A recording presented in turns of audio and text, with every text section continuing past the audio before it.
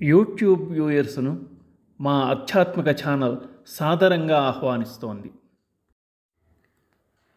సౌందర్యలహరి 46వ శ్లోకం.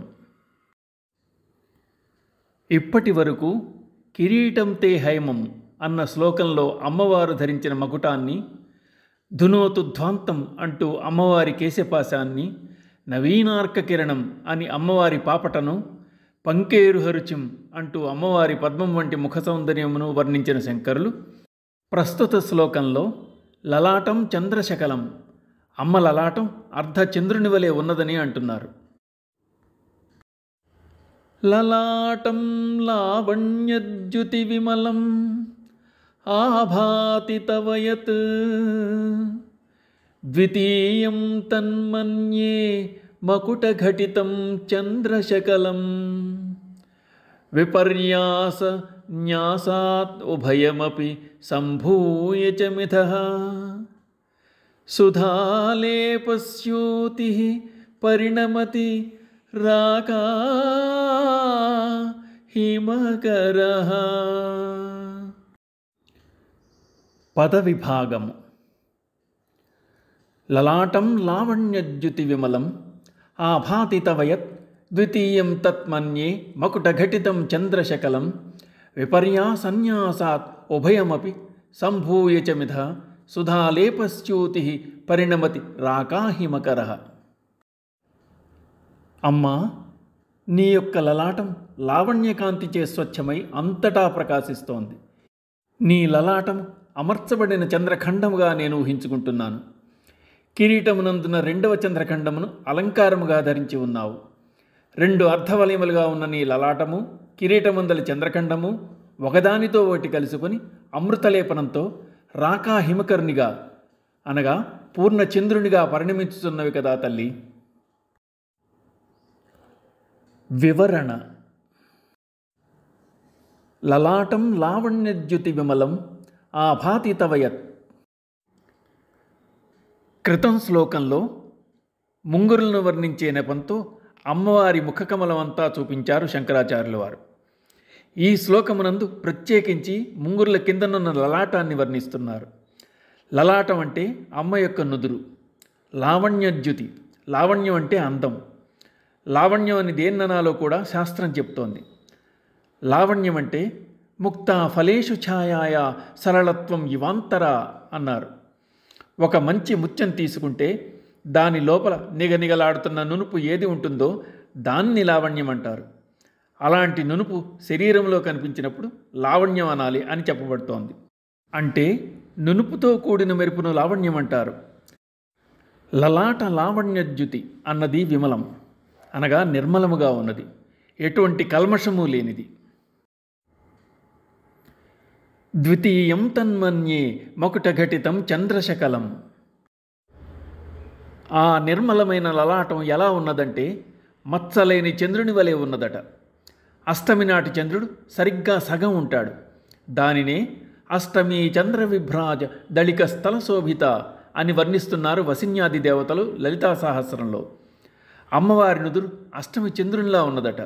అద్భుతమైన భావన. పక్షంలో వచ్చే అష్టమి సరిగ్గా మధ్యతిథి. అష్టమి నాటి చంద్రునిది అర్ధచంద్ర స్వరూపం. అపరిణామమైన కళ అష్టమీ చంద్రకళ. ఆప్యాయని రూపం అమ్మవారి లలాటం. ముఖంలోని ప్రసన్నత ఆమె నుదుటిలోనే వ్యక్తమవుతోంది. అమ్మ అర్ధచంద్రాకారమైన నొసటితో ప్రకాశించే పరమేశ్వరిని అగ్నిపురాణం చెప్తోంది. శుక్ల కృష్ణపక్షాలు రెండింటిలోనూ అష్టమీ చంద్రుడు మార్పు లేక ఒకే రకంగా ఉంటాడు.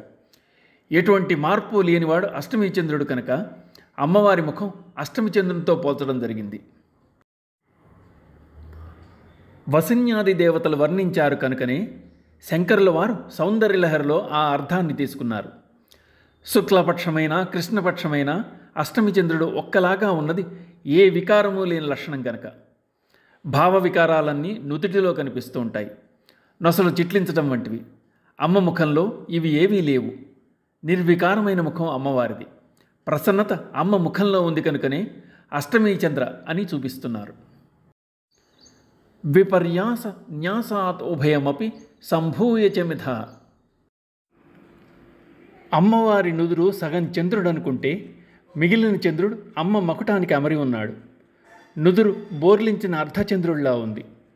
పైన ఉన్న చంద్రశకలం తిరగవేసిన చంద్రఖండం వలె ఉన్నదని భావింపబడుతోంది. ఈ చంద్రశకలాలు పైభాగం పైకి, క్రింది భాగం క్రిందికి తిరిగి ఉన్నాయి.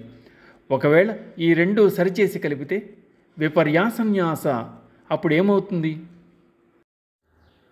సుధాలేపస్యూతి పరిణమతి రాకాహిమకర. అంటే సుధాలేపస్యూతి పరిణమతి రాకాహిమకర. రాక అంటే పూర్ణిమ. అమృతాన్ని పూసుకుని వెదజల్లే చంద్రుడు ఇటు సగం అటు సగం ఉన్నాడు. ఒకవేళ తిరగవేసి కలిపితే ఎలా మారిపోతాడు అంటే రాకాహిమకర, పూర్ణిమ నాటి చంద్రుళ్లా మారిపోతాడట. ఇక్కడ అమ్మను ధ్యానించేటప్పుడు నుదురులోని శోభను చూపించడంతో పాటు మరొక విశేషం చెప్తున్నారు. అమ్మ చంద్రకళా స్వరూపిణి. కళలు తరగని చంద్రకళ అయినా అది అష్టమి చంద్రకళ, అనగా సగం చంద్రుడు దోషంతో కూడుకుని ఉంది. చంద్రునిలో పూర్ణత్వం చెప్పాలి కనుక మిగిలిన సగం పైకి తిరిగి ఉందమ్మా అంటున్నారు శంకరులు. ఈ విధంగా పూర్ణచంద్రకళలో ఒలుకుతున్న పరిపూర్ణమైన శోభ అమ్మది అంటున్నారు. అమ్మవారిని చంద్రమండలం అనే లలాటంలో నిలిపి ధ్యానించిన సాధకునకు అమృతం లభిస్తుందని అంటారు. యోగరీత్యా అమ్మవారు శిరస్సునందలి బ్రహ్మరంధ్ర స్థానమునందు విరాజమాన అయి ఉంది. శిరస్థిత చంద్రనిభ ఫాలస్తేంద్రధనుప్రభ అన్న నామం ఇక్కడ ధ్వనిస్తోంది. శ్రీచక్రంలో బిందువునందున్న తల్లి గురుపాద రూపిణిగా ప్రకాశిస్తోంది. ఆమె చంద్రాం చంద్ర సహోదరీం అని కూడా పిలువబడుతోంది. శిరస్సునందు గల చంద్రమండలమునందు స్థితమై ఉన్న అమ్మవారిని చంద్ర సమాన కాంతులతో ఉన్న అమృత స్వరూపిణిగా, చంద్రకళా రూపిణిగా భావన చేసి సాయం సమయంలో చంద్రోదయ వేళ ధ్యానం చేయాలని చెప్తారు. అమ్మవారు ఆహ్లాదకారిణి అయిన అమృత బిందు స్వరూపం. అందుచేత శిరస్సు వద్ద చంద్రబింబ రూపంలో ఉన్న తల్లిని ధ్యానించాలి. చంద్రుని చల్లని కాంతులతో ప్రకాశించు తల్లి చంద్రనిభ. ఆమె శిరోదేవతా శక్తిగా చెప్పబడుతోంది. ఆ శిరోదేవత శక్తి నిత్యతృప్త. నిత్యతృప్తత అనేది అమృతపానవస్థ. నిత్య ఆనందరూపిణి అయిన అమృత కిరణ్మయ అమ్మ సహస్రార కమలం వద్ద భాసిస్తోంది. ఫాలస్థ అనగా నుదుటిపై ఉన్న తల్లి. ఈమె ఉదయకాల ధ్యాన స్వరూపం. లలాటమునందు అమ్మవారిని దీపాకారంగా అర్ధచంద్రాకారంగా భావించాలి. భావించబడేది భువనేశ్వరీదేవి యొక్క హ్రీంకార బీజం. అర్ధమాత్ర అనగా అకార ఉకార మకారముల తర్వాత ఉన్న అర్ధమాత్ర. అర్ధచంద్రధను ఆకారం. ఇంద్రధనువుకు సప్తవర్ణములు. సప్తవర్ణ ప్రకాశం అగ్ని. అగ్ని సప్తవర్ణుడు సప్తజిహుడు అని చెప్పబడుతున్నాడు. కనుక అమ్మవారు అగ్నిస్వరూపిణి. అమ్మవారి అగ్నిస్వరూపాన్ని భావించవలసిన ప్రదేశం లలాటం. ఫాలస్తేంద్రధనుప్రభ. ఈ విధంగా ఉన్న అమ్మవారి లలాటానికి నమస్కారం. అమ్మవారిని ధ్యానించాలి, స్తోత్రం చేయాలి, జపం చేయాలి, ఆరాధన గావించాలి, ఆహుతి సమర్పించాలి. ఇవన్నీ చేస్తే విద్య పరిపూర్ణమవుతుంది. ఈ శ్లోకానికి యంత్రం సమభుజ త్రికోణం, అధోముఖం, హ్రీం బీజంతో కూడుకున్నది. శ్లోకపారాయణ ఫలముగా సంతాన ప్రాప్తి, వంశాభివృద్ధి అని చెప్పబడుతోంది. ఇప్పుడు 47వ శ్లోకం. భ్రువౌ భుగ్నే కించిద్భువన భయభంగ వ్యసననే త్వదీయే నేత్రాభ్యాం మధుకర రుచిభ్యాం ధృతగుణం ధనుర్మన్యే సవ్యేతరకరగృహీతం రతిపతే ప్రకోష్ఠే ముష్టౌ చ స్థగయితే నిగూఢాతరం ఉమే. పదవిభాగము. భ్రువౌ భుగ్నే కించిత్ భువన భయభంగ వ్యసనిని త్వదీయే నేత్రాభ్యాం మధుకర రుచిభ్యాం ధృతగుణం ధను మన్యే సవ్యేతరకర గృహీతం రతిపతే ప్రకోష్ఠే ముష్టౌ చ స్థగయితి నిగూఢాంతరం ఉమే. హే భువన భయభంగ వ్యసిని ఉమే, లోకముల యొక్క భయాన్ని పోగొట్టుటేందు ఆసక్తి గల దేవి, నా కంటికి కొంచెము వంగియున్న నీ కనుబొమలు మన్మధుని ధనస్సు వలె తోచుతున్నవి. తుమ్మెదల కాంతి వంటి కాంతి గల నీ కన్నులు కూర్చబడిన వింటి నారివలే కనిపించుతున్నవి. రతీదేవికి భర్త అయిన మన్మథుడు తన ఎడమ చేతి మణికట్టు పిడికిలతో పట్టుకున్నందువలన గూఢమైన విల్లు యొక్క మధ్యభాగము కానరాని మన్మథుని విల్లుగా ఊహించుతున్నాను. చిదగ్నికుండం నుండి ఆవిర్భవించిన అమ్మవారి వర్ణన సాగుతోంది. శిరస్సు నుంచి అమ్మవారి సౌందర్య వర్ణన అమ్మ ఆవిర్భవించిన క్రమంలోనే జరుగుతోంది. ఇంతవరకు అమ్మ కిరీటం, కేశపాశం, పాపట, ముంగురులు, లలాటముల వర్ణన చేసిన శంకర్లు ఇప్పుడు కనుబొమ్మలను మన్మధుని విల్లుగా వర్ణిస్తున్నారు. శ్లోకంలో అమ్మవారిని ఉమా అని సంబోధించారు శంకర్లు. పిల్లవాడు తల్లిని భక్తిగా పిలుస్తున్నట్టు ఉంది ఆ పలకరింపు. ఉమా అంటే ఓంకార స్వరూపిణి. ఓం అంటే శివుడు, ఉమా అనేది శక్తి. ఓంకారంలో ఆ, ఊ, మా అని 3 అక్షరాలున్నాయి. అందులో మొదటి అకారం తీసివేస్తే ఉమా, కనుక ఓంకారం శివుడైతే ఉమా శక్తి. ప్రణవ వర్ణస్య వ్యత్యాసరూప అన్నారు. ఓంకారం మహాబీజం, దానికి కొన్ని నియమాలున్నాయి. యతి అయినవాడు తప్ప ఓంకారంను ఎవ్వరూ జపించరాదు. గృహస్థైనవాడు ఓంకారంతో ఇంకొక మంత్రమును చేర్చి జపించాలి తప్పితే ఓంకార ప్రణవాన్ని జపించరాదు అని పెద్దలు చెప్తారు. అయితే ఉమా అని ఉచ్చరిస్తే ప్రణవమంత్రం జపం చేసిన ఫలం వస్తుందట. ఉమా హైమవతి బహుశోభమాన అంటోంది కేడోపనిషత్. రుద్రంలో కూడా నమ సోమాయచ రుద్రాయచ అన్నప్పుడు సా ఉమా సోమ అవుతుంది, అనగా ఉమా సహితుడు. ఇక వివరణ. భ్రువౌ భుగ్నే కించిత్ భువన భయభంగ వ్యసనిని. భ్రువౌ అనగా కనుబొమ్మలు, కించిత్ భుగ్నే కొంచెము వంగి ఉన్నాయి. అమ్మవారి కనుబొమ్మలు వంగి ఉన్నాయి. సాముద్రిక శాస్త్రంలో చెప్పినట్లున్నాయి. సర్వలక్షణ శోభ అయినటువంటి దివ్య ఆకృతిని వర్ణిస్తూ ఆ లక్షణాలన్నీ అమ్మ దగ్గర ఉన్నాయంటున్నారు. అమ్మవారిని వర్ణించేటప్పుడు మంత్రమర్యాద, శాస్త్రమర్యాద, దేవతాతత్వం, సాముద్రిక శాస్త్రం కూడా తెలియాలి. ఇన్ని తెలిస్తేనే దేవతను వర్ణించడం వీలవుతుంది. అమ్మవారిని వర్ణించేందుకు కేవలం కవిత్వం ఒక్కటే ఉంటే చాలదు. కనుబొమ్మలు వంగి ఉండడం ఉత్తమ సాముద్రిక లక్షణం. లోకాలకు దుష్టుల వల్ల ముప్పు వాటిల్లినప్పుడు అమ్మవారి భృకుటి ముడివడుతుంది. కనుబొమ్మలు కిందికి వంగుతాయి. అమ్మవారి బొమ్మముడి భయాన్ని పోగొడుతుంది. అమ్మ సర్వకాల సర్వావస్థల్లోనూ జగత్తునకు కలిగిన భయాన్ని పోగొట్టడానికా అన్నట్లు వింటిని ఎక్కుపెట్టి ఉంచుతుంది.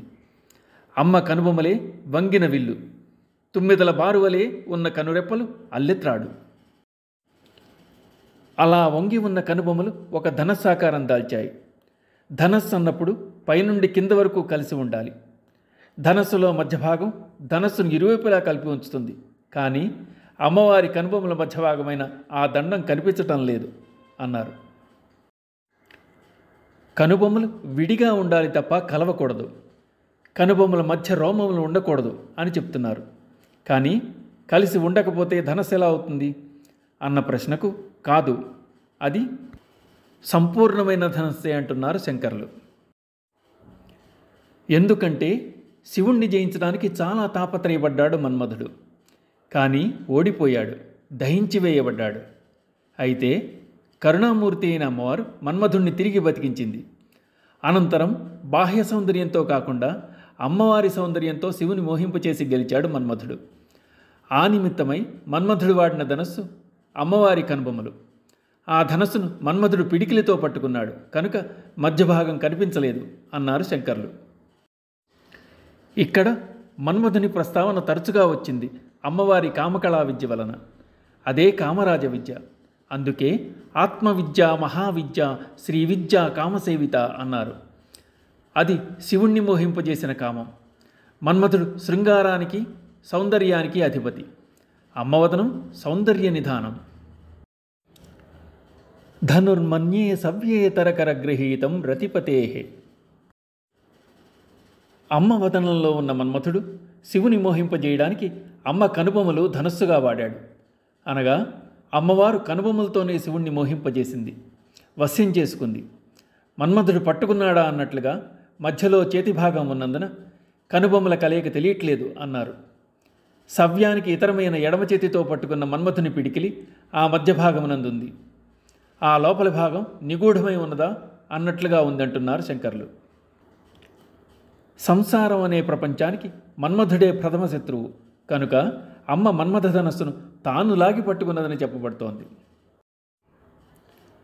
అమ్మ కనురెప్పల అంచులలో ఉన్న నల్లని రోమములు వింటి నారివలే కనిపిస్తున్నాయని వ్యాఖ్యానించబడింది. వింటి మధ్య భాగమే కాదు, వింటి నారి మధ్య భాగమును కూడా ధనస్సును పట్టుకున్న మన్మథుని ప్రకోష్టం అనగా ముంజేయి కప్పివేసింది. త్వదీయే నేత్రాభ్యాం మధుకర రుచిభ్యాం ధృతగుణం. తుమ్మెదలు ఎలా నల్లగా ఉంటాయో అలా నల్లగా ఉన్నాయి అమ్మ కనురెప్పల చివర్లు. ఆ విధంగా అది వింటి నారిగా తోచింది శంకరులకు. నల్లని కనురెప్పలే వింటి నారిగా, అమ్మ కనుబొమ్మలే మన్మథుని ధనువుగా ఉన్నాయని రసవత్తరంగా వర్ణించారు శంకరులు. అమ్మవారి నల్లని సుందరమైన నేత్రములు వింటి నారివలే ఒప్పుచున్నవని మరికొందరు భక్తులు అర్థం చెప్పారు. అమ్మవారి ఆ కనుబొమ్మల ధ్యానం ఒక విశేషమైన స్వరూపాన్ని చెప్తోంది. ప్రకోష్ఠే ముష్టౌచ స్థగయితే నిగూఢాంతరం ఉమే. అమ్మవారి నాసాదండమును మన్మథుని ముంజేయిగా, ముంజేతి పిడికిలి ధనస్సు యొక్క దండమును పట్టుకుని ఉండడం చేత ఆ దండము మన్మథుని చేతి యందు నిగూఢముగా ఉన్నదని ఊహించారు. అమ్మవారి కనుబొమ్మల ధ్యానం కామవాసన నరికడుతుంది. దానివలన కామ, క్రోధ, లోభ, మోహ, మద, మాత్సర్యాలు అనే అరిషడ్వర్గాలు దరికి చేరవు. అమ్మవారి వదనం, పాదాలు హృదయంలో నిలవాలి. వదనం భావప్రకటనా స్థానం, పాదములు ఆశ్రయస్థానం. ఆశ్రయించి పట్టుకోవలసినవి ఆ భగవతి పాదాలే. ఈ శ్లోకానికి యంత్రం 3 హ్రీం బీజములతో కూడిన సమచతురస్రంగా, శ్లోక పారాయణ వల్ల దేవతలను కూడా వశ్యులను గావించుకోవచ్చునని చెప్పబడుతోంది. శ్రీమాత్రే నమః. యూట్యూబ్ వ్యూయర్స్ను మా ఆధ్యాత్మిక ఛానల్ సాదరంగా ఆహ్వానిస్తోంది. సౌందర్యలహరి 46వ శ్లోకం. ఇప్పటి వరకు కిరీటం తే హైమం అన్న శ్లోకంలో అమ్మవారు ధరించిన మకుటాన్ని, ధునోతు ధ్వాంతం అంటూ అమ్మవారి కేశపాశాన్ని, నవీనార్క కిరణం అని అమ్మవారి పాపటను, పంకేరుహరుచిం అంటూ అమ్మవారి పద్మం వంటి ముఖ సౌందర్యమును వర్ణించిన శంకరులు ప్రస్తుత శ్లోకంలో లలాటం చంద్రశకలం, అమ్మ లలాటం అర్ధచంద్రుని వలె